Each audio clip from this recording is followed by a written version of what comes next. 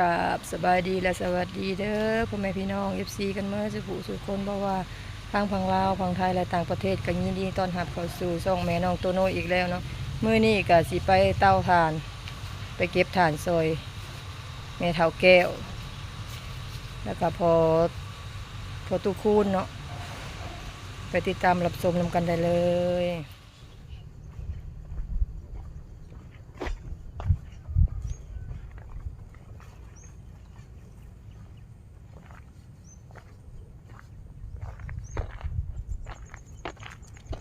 มันเท่าคนหนึ่งยัง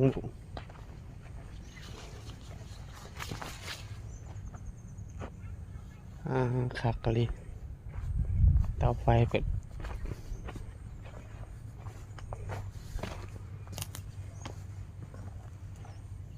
พอเท่าบนเหตุเองอะไรดังนี่พอเท่าคนก็มุงเอง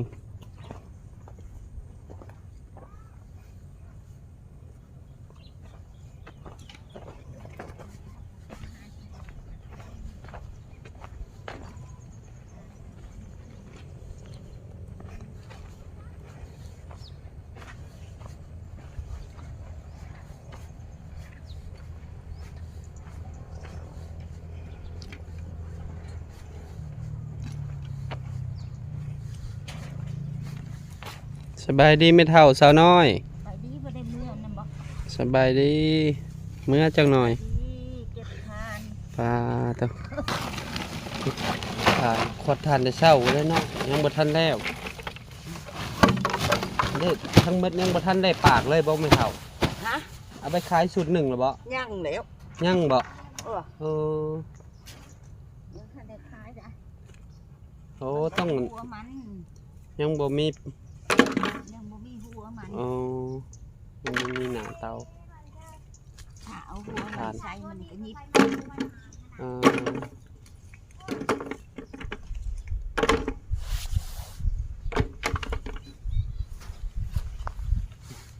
น้อยเพิ่นก็กองพื้นน่ะไม่เท่าเพิ่นก็ควดทานแล้วมันบ่เอาก็ขวดเลยได้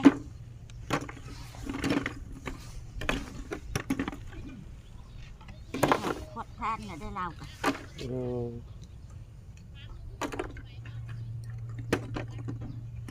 ไปว่าพูดจะนั่งนะบ่ได้ไปเก็บทานบ่ได้ไปเลยเนาะไม่เท่าย่านบ่ได้ไปเล่นบ่ควดทานเลยเขาจะไปแล้วบ่กันเขาก็ยังทันได้สูบ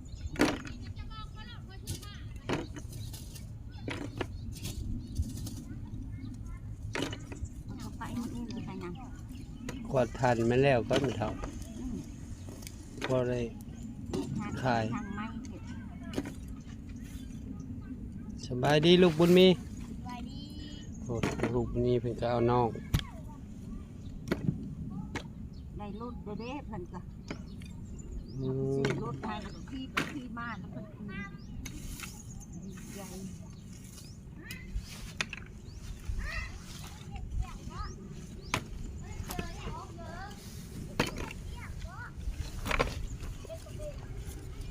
2 4 6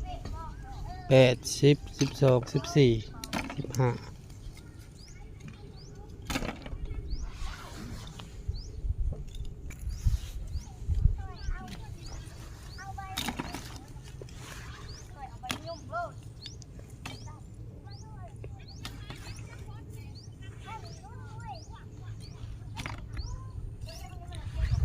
พันเช่ากับยังเป็นเถ่าอ๋อเจ้าเอาให้คืนก็ยังอยู่เด้คืนก็ไม่เท่าก็เป็นบ่กินเขากินอิ่มแล้วก็ยังอยู่กินออกยังทำไม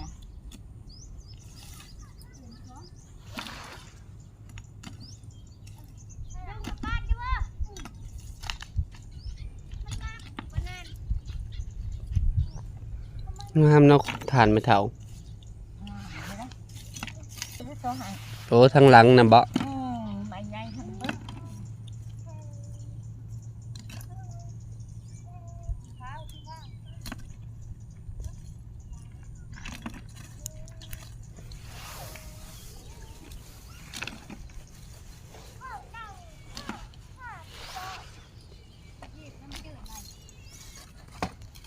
พูนมาอีกแล้วมาอีกแล้ว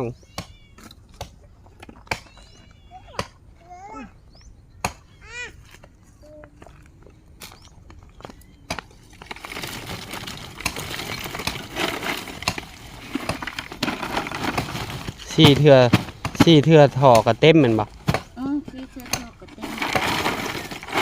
จะทำอย่างนี้ อ๋อ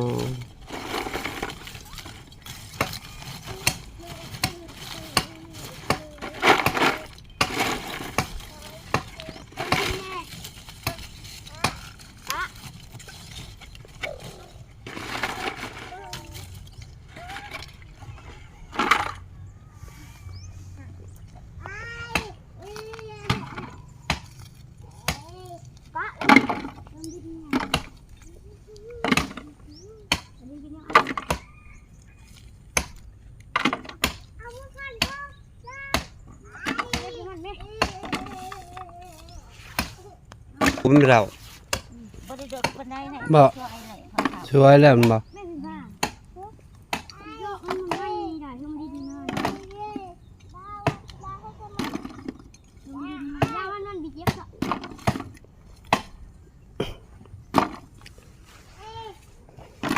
ตัวน้อยแล้วเอาไว้ดังเองบ่ไม่เท่า ฮะ ตัวน้อยแล้วเอาไว้ดังเองบ่ นั่นสัก เศษมันน่ะ บ่แหละกระถิ่นนะคะ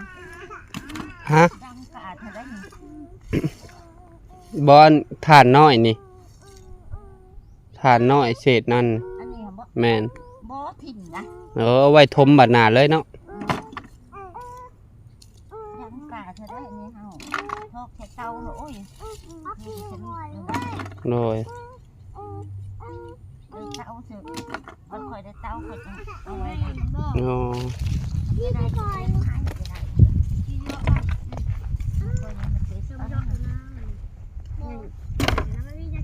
เจ้าอะไรค่ะเราเก็บเราลูกเอาเบิดตะกัน โอ้โอ้ยังขายบ่หมดเนาะสาวน้อยกันเนาะโอ้โอ้เขาเอาแล้ว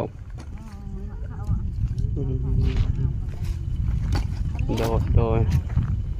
อันนี้สองรถเนาะฟืนนี่เนาะ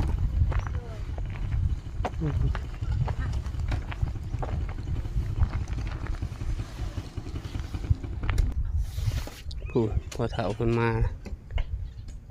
แต่ใส่เด้พอเฒ่าสบายดีพอเฒ่าพยายามดังบ่ ยังดัง ได้อยู่บ่ล่ะ ลูกน้อยตัวเดียว โอ้ ลูกน้อยตัว เอา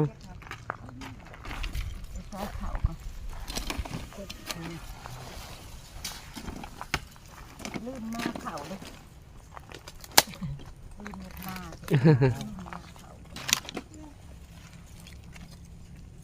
ที่เจ้าบริเมืองชโนบ่เมื่อ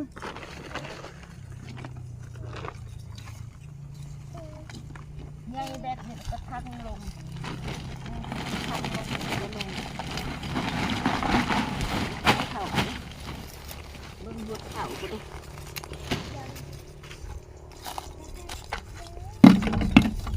สบายดีสาวหลานใหญ่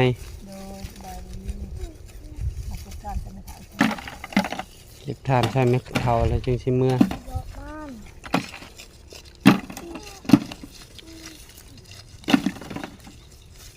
เขตน่ะอยากรู้ได้เนาะพ่อเฒ่าเนาะอยากรู้ได้ฮะมันแจ่ม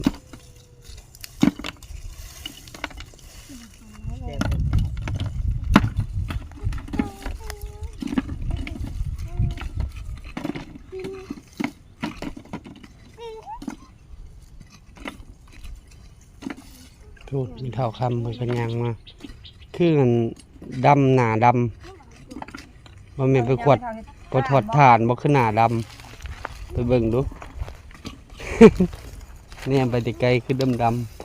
เดี๋ยวบ่แม่นเนาะดำ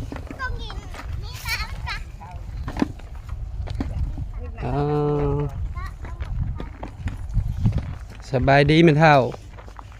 บายดี หูดังอ่ะดำหมดเนาะ พาดกระดิษ ขวดทานได้จักสอบแล้ว อีหน้าก็หาย หากระหายได้จักสอบ ถ้าได้สักจอบเลย มากินข้าวก่อน ได้ยังกินไม่เท่า จักกินเพื่อมานี่ ข้าวก็มีกินอยู่บ่ข้าวนั่น ไม่มีเลยเม็ดเลย ข้าว2สอบมันได้ เขาชงชอบนั่น ที่ว่าน้องสาวมาให้แต่บ้านนั้น เผานั้นแล้วคือมือ หาเบิดแล้วเนาะตัวน้อยห้องพื้นก่อนบ่ ตัวน้อยห้องพื้นก็ละจะเอาตัวใหญ่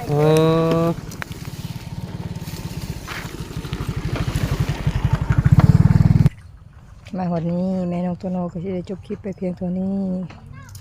ฝากพ่อแม่FCทุกท่านกดติดตามกดไลค์กดแชร์กดกระดิ่งเพื่อประพลาดคลิปใหม่ๆของแม่น้องตัวโนเนาะก็ขอให้แม่ FC ทุกท่านมีสุขภาพร่างกายแข็งแรงปราศจากโรคภัยไข้เจ็บปรารถนาสิ่งใดก็ให้ได้สิ่งนั้นสมความมุ่งมั่นปรารถนาทำมาค้าขายก็ให้เจริญก้าวหน้ามาวันนี้แม่น้องตัวโนก็ที่ขอตัวลาไปก่อนขอกล่าวคำว่าสบายดีพ่อเฒ่าคุณโดย